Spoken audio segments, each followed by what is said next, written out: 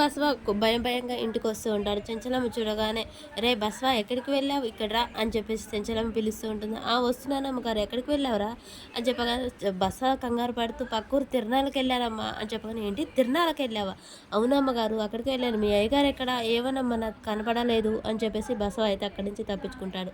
ఇక ఈలోపే కేశవ అటు నుంచి వస్తూ ఉంటాడు. అత్తమ్మ మావయ్య వచ్చాడు అని చెప్పేసి సింధూర అంటూ ఉంటుంది. చెంచలమ్మ, ఏమండి ఎక్కడికి వెళ్ళారు ఇంత టైం దాకా, మీరు ఇంత టైం దాకా ఎక్కడికి వెళ్లారు కదా, ఎక్కడికి వెళ్లారు అని చెప్పేసి చెంచలమ్మ అడుగుతూ ఉంటుంది. కేశవ తడబడుతూ, అది ఏం చెప్పాలి ఇప్పుడు, వీడేం చెప్పాడో ఏంటో అని చెప్పేసి ఆలోచిస్తూ, పక్కూరు తిరణాలకు వెళ్ళాను.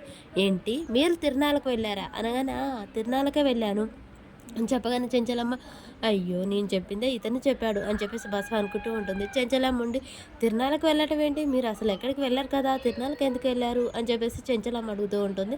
అదే పక్కూరి తిరునాళ్ళ పెద్ద మనిషి రమ్మని చెప్పాడు, అందుకే అక్కడికి వెళ్ళాను ఆహా అని చెప్పేసి అంటూ ఉండగానే చంటి వస్తాడు. ఈలోపే అలా దొంగల్లా ఒకరేమిటి ఒకరు వస్తూ ఉంటాడు. చంటి ఇల్లేంటి గుళ్ళో రాతి బొమ్మల్లో అలా నిలబడ్డారు అని చెప్పేసి అక్కడికి వస్తాడు. చంటి అటు చూస్తూ ఉండగానే కేశవ సైగ చేస్తూ ఉంటాడు.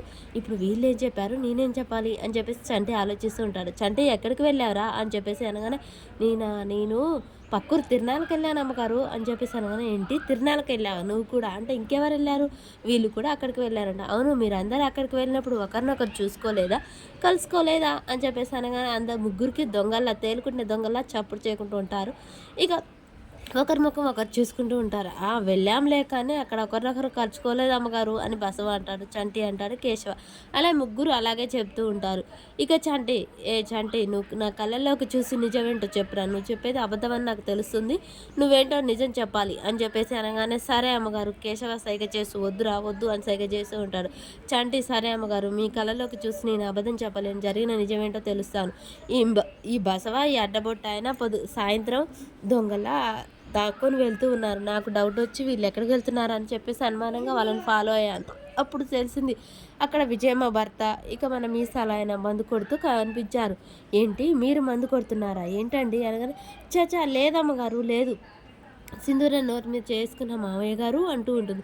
అయ్యో అలా కాదమ్మా, విజయమ్మ భర్త ఫుల్గా తాగి పడిపోయారు కానీ మన అయ్యగారు ఒక్కడిగానే ముట్టుకోలేదు, ఎందుకంటే వీళ్ళిద్దరు ప్రాణ స్నేహితులు కదా, అసలు దీనికి అంతటికి కారణం మీరే అమ్మగారు, నేనేం చేశానురా అని చెప్పేసి అనగానే, మీరు విజయమ్మ ప్రాణ స్నేహితులు కదా, అలాంటప్పుడు మీరు ఇలా చేయడం పద్ధతి కాదు కదా, అరే చంటి కాకు చెప్పిన కాడికి ఆగయ్య గారు నిజాలు సగం చెప్పి ఆపకూడదు, నేను మొత్తం చెప్తాను అని చెప్పేసి ఇక కేశవాన్ని పక్కకు జరిపి చంటి దగ్గరికి వెళ్తాడు. చెంచలమ్మ దగ్గరికి వెళ్ళి, అసలు దీనికి అందరికి కారణం మీరే అమ్మగారు, ఆ విజయమ్మ మీరు ప్రాణ స్నేహితులు, అలాంటిది మీరు ఇద్దరు విడిపోయారు కానీ మీరు విడిపోయినంత ఈజీగా వీళ్ళు విడలేకపోయారు కాబట్టి అందుకే వీళ్ళిద్దరు అలా దొంగచాటుగా కలుసుకున్నారు అమ్మగారు, మీరిద్దరు కలిసిపోవాలి, విజయమ్మ మీరు ఎప్పటికైనా కలిసిపోవాలి, మీ వల్ల వీళ్ళిద్దరు కూడా కలిసిమెలిసి ఉంటారు కాబట్టి మీరిద్దరు కలిసిపోవాలి అమ్మగారు అని చెప్పేసి చంటి చెప్తూ ఉంటాడు. మరి ఇప్పటికైనా చెంచలమ్మ విజయమ్మతో సహనం చేయడానికి ఒప్పుకుంటుందా, లేకుంటే అసలు వాళ్ళిద్దరి మధ్య జరిగిన విషయం ఏంటి అని చంటికి చెప్తుందా, ఏం జరుగుతుంది అనేది మనకు నెక్స్ట్ వీడియోలో తెలుస్తుంది.